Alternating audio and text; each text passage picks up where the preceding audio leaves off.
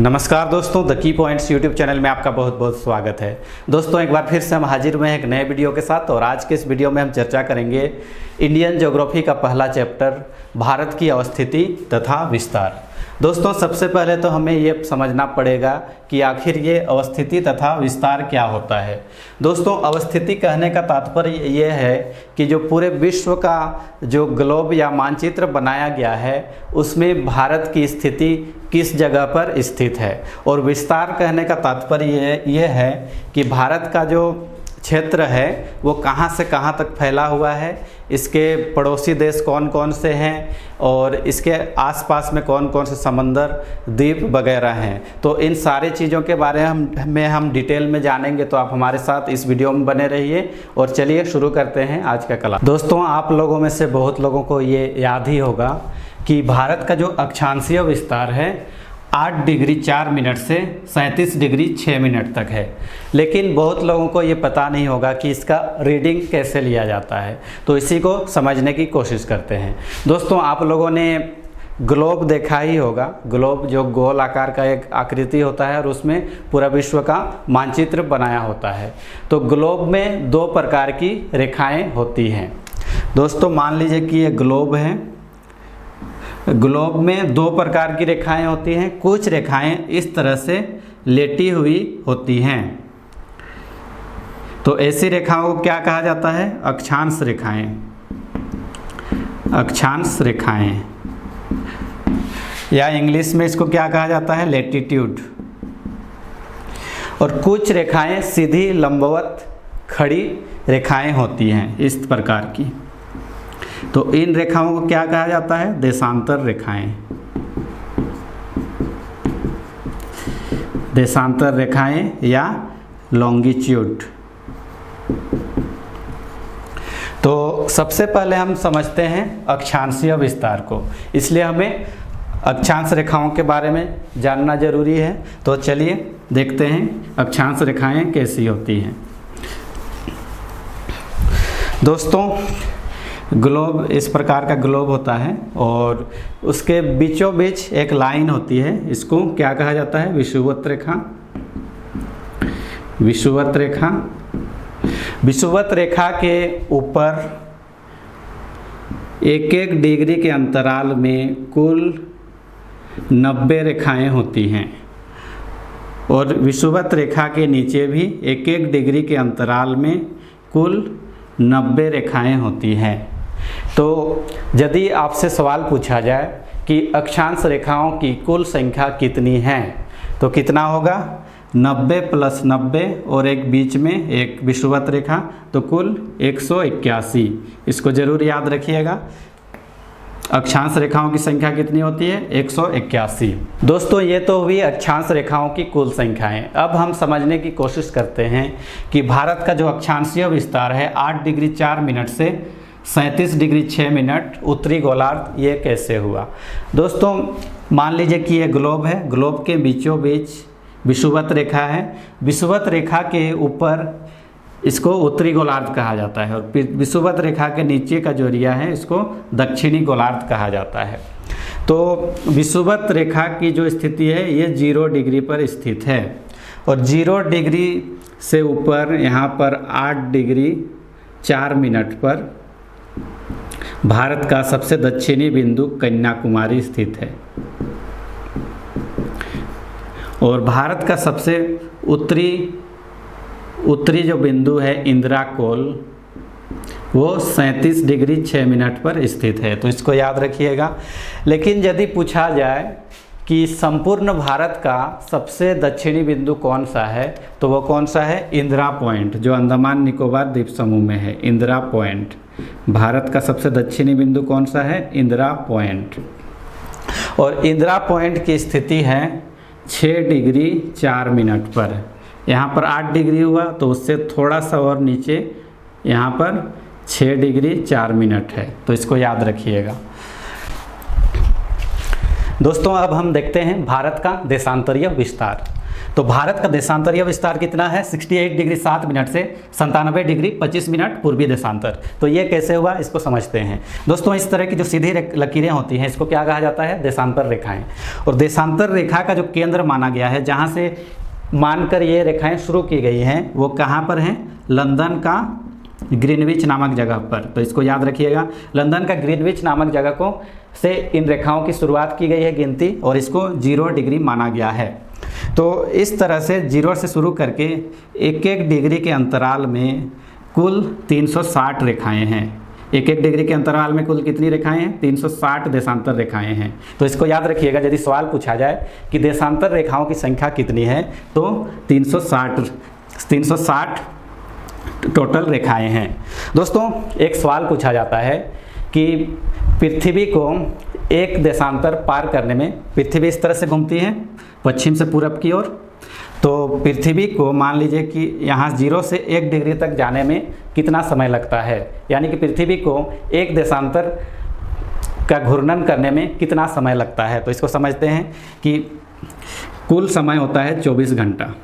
24 घंटा में यदि इसको मिनट में कन्वर्ट करके 360 से भाग दे दिया जाए तो ये 4 मिनट निकलेगा, यानी कि एक देशांतर रेखा को पार करने में कुल 4 मिनट का समय लगता है। तो इसको याद रखिएगा, ये काफ़ी इम्पोर्टेंट है और ये सवाल बार बार पूछा जाता है। तो हम भारत की स्थिति देखते हैं, भारत की स्थिति कैसी है। दोस्तों, भारत का जो सबसे पश्चिमी बिंदु है, इसको क्या कहा जाता है? गौरमाता।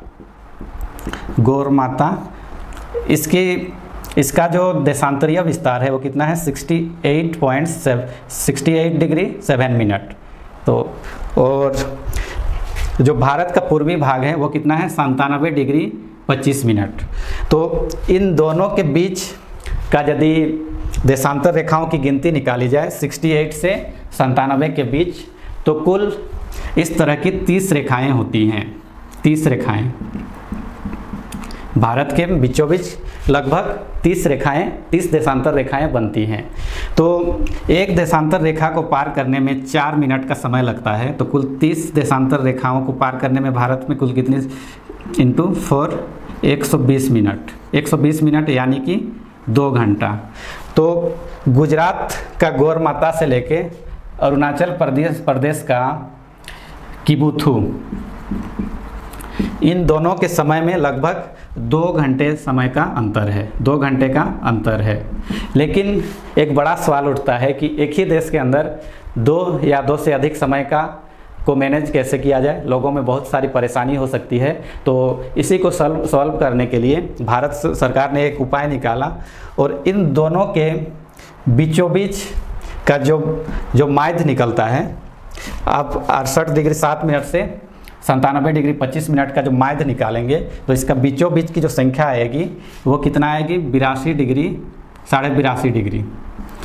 और 82.5 डिग्री का जो स्थान है वो कहाँ पर बनता है? वो यूपी का इलाहाबाद, इसको क्या कहा जाता है? नैनी। इलाहाबाद का नैनी नामक जगह, या मिर्ज़ापुर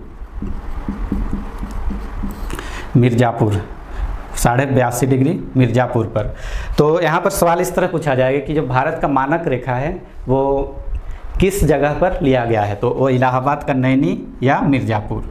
दोस्तों, इसके बाद और एक सवाल पूछा जा सकता है कि भारत का जो मानक रेखा है, जो देशांतर रेखा है, वो किस किस राज्य से होकर गुजरती है?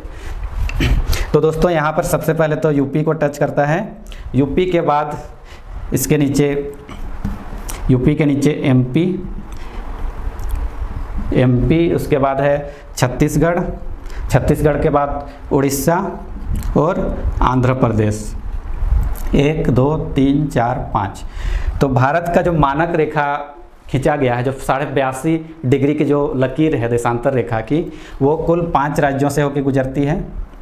इस तरह से एमपी, छत्तीसगढ़, उड़ीसा और आंध्र प्रदेश से होकर गुजरती है, और इसी को भारत का मानक रेखा कहा गया है। दोस्तों, भारत, एक सवाल और पूछा जाता है कि जो ग्रीनविच, जो जहाँ से देशांतर रेखा की शुरुआत होती है, वहाँ का टाइम और भारत का टाइम में कितना अंतर है? तो इस तरह का सवाल को सॉल्व करने का बहुत ही आसान तरीका है। जैसे भारत का मानक रेखा का कितना पर है 82.5 डिग्री। तो 82.5 डिग्री को यदि आप 4 से गुना कर देंगे तो ये लगभग 5.5 घंटा का समय निकलेगा। तो इसको याद रखिएगा। अक्षांश रेखा से संबंधित और कुछ सवाल पूछे जाते हैं, उसको हम समझने की कोशिश करते हैं। अक्षांश रेखा के अंतर्गत ही एक कर्क रेखा आती है। कर्क रेखा भी क्या है, एक अक्षांश रेखा है। वो कैसे अक्षांश रेखा है उसको समझते हैं। ये मान लीजिए इसको विषुवत रेखा है। विषुवत रेखा से 23.5 डिग्री उत्तरी गोलार्ध में जो रेखा होती है उसको कर्क रेखा कहा जाता है, और 23.5 डिग्री जो नीचे की रेखा होती है उसको मकर रेखा कहा जाता है। तो सवाल पूछा जाता है कि कर्क रेखा भारत के किन किन राज्यों से होकर गुजरती है। तो इसको समझने की कोशिश करते हैं। तो दोस्तों, भारत के कुल 8 राज्यों से होकर कर्क रेखा गुजरती है। यहाँ शुरू होती है गुजरात से, गुजरात के बाद राजस्थान, मध्य प्रदेश, छत्तीसगढ़, झारखंड, पश्चिम बंगाल, त्रिपुरा और मिजोरम। तो इतने सारे राज्यों से होकर कर्क रेखा गुजरती है। दोस्तों, कर्क रेखा से संबंधित और कुछ सवाल पूछे जाते हैं, जैसे कि कर्क रेखा किस राज्य की राजधानी से होकर गुजरती है। तो इसका उत्तर क्या होगा, यहाँ पर झारखंड की राजधानी रांची, रांची से होके कर्क रेखा रांची के ऊपर से गुजरती है। इसके अलावा और सवाल पूछे जाते हैं कि किस राज्य के बगल से होके कर्क रेखा गुजरती है, और मान लीजिए कि ऑप्शन में आपका रांची नहीं है, तो ऐसी स्थिति में क्या कीजिएगा, रांची के अलावा और 2 राजधानियां हैं जिसके बगल से कर्क रेखा गुजरती है। एक गुजरात की राजधानी है गांधीनगर, गांधीनगर, और दूसरा भोपाल, मध्य प्रदेश की राजधानी भोपाल। तो इन दोनों शहरों के ठीक ऊपर से नहीं गुजरती है, लेकिन उसके सामने से कर्क रेखा गुजरती है, इसको याद रखिएगा। हम भारत का जो बॉर्डर है उसके बारे में डिस्कस करते हैं। तो दोस्तों, भारत का जो स्थलीय सीमा है, यानी कि जहाँ पर समुंदर तट नहीं है, तो वो कहाँ से है, यहाँ से गुजरात से शुरू होगा और यहाँ से लेके बांग्लादेश तक। यहाँ का जो कुल लंबाई है इस सीमा का, स्थलीय सीमा की लंबाई कितनी है, स्थलीय सीमा की लंबाई कितनी है, 15,200 किलोमीटर, 15,200 किलोमीटर स्थलीय। इसके बाद सवाल आता है कि मुख्य भूमि का जो तट रेखा है, यानी कि पश्चिम बंगाल से लेकर गुजरात तक, इसकी लंबाई कितनी है। तो इसकी लंबाई कितनी है, 6,100 किलोमीटर। लेकिन भारत की मुख्य भूमि के अलावा साइड में और कुछ छोटे छोटे द्वीप हैं, इधर लक्षद्वीप है, इधर अंडमान निकोबार है। तो इन सारे चीज़ों को मिला के कुल लंबाई कितनी है, तट रेखा की कुल लंबाई 7,516 कुल तट रेखा। भारत की कुल तट रेखा कितनी है, 7,516, और ये मुख्य भूमि की तट रेखा कितनी है, 6,100। और यदि अब हम आसानी से निकाल सकते हैं कि भारत की जो कुल सीमा की लंबाई है वो कितनी है, तो इन दोनों को जोड़ देंगे, 6, 1, 7, 7, 22,716 किलोमीटर। भारत की कुल सीमा की लंबाई कितनी है, 22,716 किलोमीटर। तो दोस्तों, इसके बाद हम देखते हैं कि भारत की तट रेखाएं किन किन राज्यों में हैं। सबसे पहले तो जो सबसे लंबी तट रेखा है वो कहाँ पर स्थित है, गुजरात। गुजरात के बाद महाराष्ट्र, उसके बाद एक छोटा सा राज्य है गोवा, गोवा के बाद कर्नाटक, कर्नाटक के बाद केरल, केरल के बाद तमिलनाडु, तमिलनाडु के बाद आंध्र प्रदेश, उड़ीसा और पश्चिम बंगाल। तो इस तरह से कुल कितने राज्य हुए, 9 राज्य। भारत के कुल 9 राज्यों में तट रेखा बनती है, तट रेखा। यानी कि इन 9 राज्यों में समुद्री सीमा है भारत का।